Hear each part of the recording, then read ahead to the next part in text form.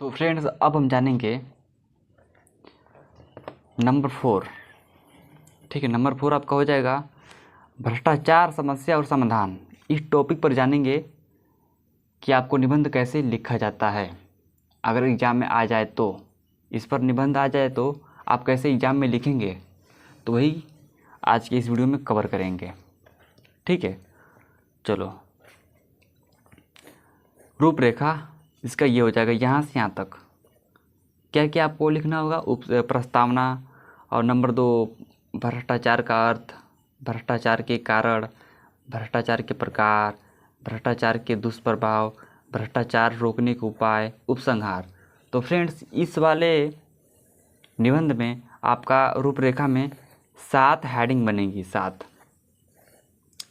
और इस 7 हेडिंग को लिख करके, जैसे देखो यहाँ पर लिखा है मैंने प्रस्तावना, तो प्रस्तावना के अंतर्गत हम लिखेंगे इतना सब।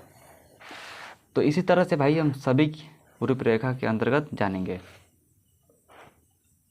ठीक है,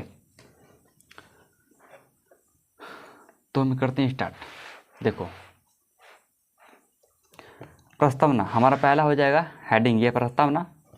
तो प्रस्तावना यहाँ पे दोबारा लिखेंगे और इसके अंतर्गत यहाँ से यहाँ तक छाप देना है। ठीक है, तो छापो यहाँ से यहाँ तक। देखो आप एक बार में, और यहाँ तक हो गया कंप्लीट। तो प्रस्तावना में दोस्तों आपका हो जाएगा यहाँ तक। ठीक है, अब देखते हैं इसका सेकेंड हेडिंग क्या है। यही है सामने जो दिख रहा है आपको, भ्रष्टाचार का अर्थ। भ्रष्टाचार का अर्थ में आपको लिखना है यहाँ से यहाँ तक। ठीक है, आप देखते हैं इसके अगले वाले पेज पे। तो अगला पेज आपका ये हो जाएगा, तो यहाँ तक आपका हो जाएगा भ्रष्टाचार के अर्थ में, यहाँ तक। अब देखते हैं फ्रेंड्स, इसके बाद आपको लिखना है ये भ्रष्टाचार के कारण। ठीक है, और इसको आपको लिखना है हेडिंग यहाँ पे डालना है, यहाँ बीच में। ठीक है, क्यों? क्योंकि इसके अंतर्गत भी हेडिंग है ना। देखो यहाँ पे देखो, पहला सेकेंड, इस तरह से। तो देखो किसी भी हेडिंग के अंतर्गत हेडिंग हो तो उसको बीच में लिखा जाता है। तो हमने भाई यहाँ पर नहीं लिखा है, लेकिन मैं आपको बता देता हूँ। ठीक है, तो भ्रष्टाचार के कारण आपको डालना है इसका हेडिंग यहाँ से यहाँ तक। ठीक है, अब उसके बाद से लिखना है ये यहाँ तक। अब इसके बाद से लिखना है आपको उसके अंतर्गत ये आर्थिक असमानता। इसका हेडिंग ऐसे ही डालेंगे। ठीक है, बेस्ट है। तो इसके अंतर्गत आपको लिखना होगा यहाँ तक बस। और सेकंड में कानूनों की ढीलापन में आपको लिखना है ये, और थर्ड में ये। ठीक है, अब इसमें वाला थर्ड वाला में थोड़ा और भी है, उसको देखते हैं अगले पेज पे। तो ये दोस्तों ये हमारा हो जाएगा यहाँ तक कंप्लीट। अब देखो,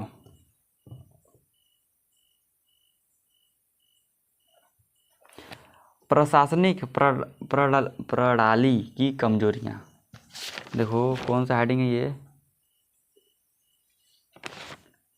तो भाई ये वाला हेडिंग भी ना इसी के अंतर्गत है, इसी के अंतर्गत।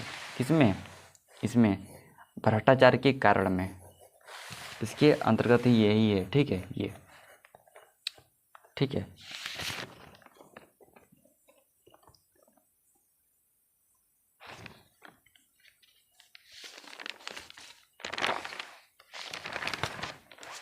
ठीक है भाई, तो देखो आप, अब जो ये वाला हेडिंग है, देखो ये जो हेडिंग है ये वाला हेडिंग इसके अंतर्गत है। भ्रष्टाचार के कारण में ये सब आपको लिखना है इसके अंतर्गत। ठीक है ना। अब इसके अंतर्गत ये भी है। अब दोस्तों देखो, अब इसके अंतर्गत भी हेडिंग बनेगी भ्रष्टाचार के प्रकार। नहीं ब्रो, यहाँ तक आपका हो गया ख़त्म। ठीक है, अब देखो ये आपका आ गया भ्रष्टाचार के प्रकार, ये वाला हेडिंग ना। देखो यहाँ पे नंबर 4 हेडिंग आपको ये हो जाएगा भ्रष्टाचार के प्रकार। ये वाला तो हो गया भ्रष्टाचार के कारण वाला, ठीक है। अब लिखेंगे भ्रष्टाचार के प्रकार, ठीक, चलो, तो ये आपका हो जाएगा, ठीक है ना। चलो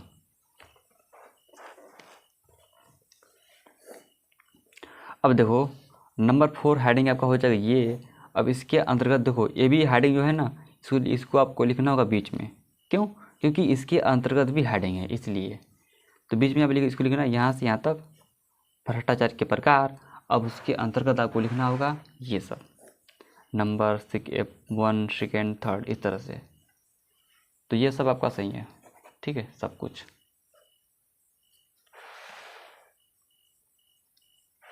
देख रहे हो 2nd 3rd 4th, आप ऐसे ही इसमें जो भी लिखा है कॉपी में लिख लो। यहाँ तक आपका हो जाएगा चौथा हेडिंग।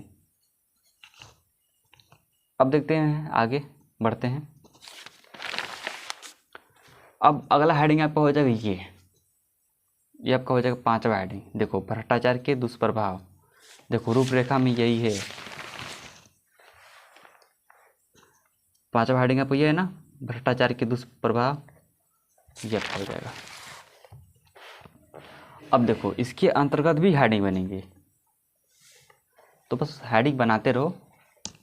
और कम से कम आपको लिखना है ये वाला नहीं, कोई भी निबंध हो आपको लिखा जाता है कम से कम 3.5 पेज, और ज़्यादा से ज़्यादा 4 पेज या 4.5 पेज या फिर 5 पेज। तो इसमें कोई दिक्कत वाली बात नहीं है, बड़ा हो जाए कोई दिक्कत नहीं, ताकि आपको number full A to Z मिलेंगे। भ्रष्टाचार के दुष्प्रभाव में आपका ये आपका है, हाँ देखो ये वाला हेडिंग बेस्ट है। अब चाहो तो इसको ब्रैकेट में बंद कर सकते हो क्योंकि बीच में है ना। चलो अब इसके अंतर्गत आपको ये हो जाएगा आर्थिक हानि, क्योंकि आपको ये वाला लिखना होगा। फिर न्याय व्यवस्था पर प्रभाव, इसके अंतर्गत ये लिखना होगा। अब नंबर 3 आपका ये हो जाएगा सामाजिक असमानता, ये यहाँ इतना तक। और नंबर 4 ये हो जाएगा, ठीक है। तो ये आपका हो गया कंप्लीट, भ्रष्टाचार के दुष्प्रभाव हो गया कंप्लीट, जो कि 5वां हेडिंग आपका हो गया कंप्लीट। अब देखते हैं दोस्तों 6ठा हेडिंग, भ्रष्टाचार रोकने के उपाय। तो ये देखो ये भी बेस्ट है क्योंकि हमने इसको बीच में हेडिंग डाला है, ठीक है। अब इसके अंतर्गत आपका आ जाएगा ये हेडिंग कड़े कानून, ठीक है, सब आपको लिखना होगा इस टाइप से, ठीक है। अब इसके बाद ये नंबर 2 आपका ये हो जाएगा, 3rd आपका ये हो जाएगा इस तरह से, ठीक है। बस अब देखते रहो, ठीक है। अब नंबर 4 आपका ये हो जाएगा इस टाइप से, और नंबर आपका ये हो गया कंप्लीट। तो दोस्तों 6ठा हेडिंग भी हो गया कंप्लीट आपका भ्रष्टाचार रोकने के उपाय में। अब देखो लास्ट हेडिंग, जो कि 7वां हेडिंग आपका क्या था, उपसंहार। तो उपसंहार में क्या आप लिखोगे, तो देखो आप यहाँ से यहाँ तक, आप देखो आप यहाँ से यहाँ तक, अब इसके बाद से यहाँ तक आपका हो गया कंप्लीट, यहाँ तक है तक। तो फ्रेंड्स इस तरह से हमने देख लिया भ्रष्टाचार पर। अगर आ जाए आपको निबंध, अगर आ जाए आपको इस पर भ्रष्टाचार समस्या और समाधान पे, तो आपको इस टाइप से लिखना होगा। देखो हमने कुल कितने पेज बताए, देखो 1 2 3, तो भाई हमने 3 3 6, भाई हमने 5.5 पेज। देखो 3 पन्ना है ना, 3 पन्ना, देखो पूरा 3 पन्ना है, पूरा भर चुका है 3 पन्ना। और तीसरा पन्ना में देखो बस इतना ही बाकी है, 3 पन्ना में इतना ही केवल बाकी है, ठीक है। तो हमने लगभग बताया 5.5 पेज। अगर 5.5 पेज आप लिखते हो ना तो 9 नंबर मिलेगा ही मिलेगा, ठीक है। तो चलते हैं, बस यही था आपका निबंध, हमने जो दिखा दिया। अब देखते हैं किसी नेक्स्ट वाली वीडियो में कोई और निबंध देखते हैं। जय हिंद, जय भारत।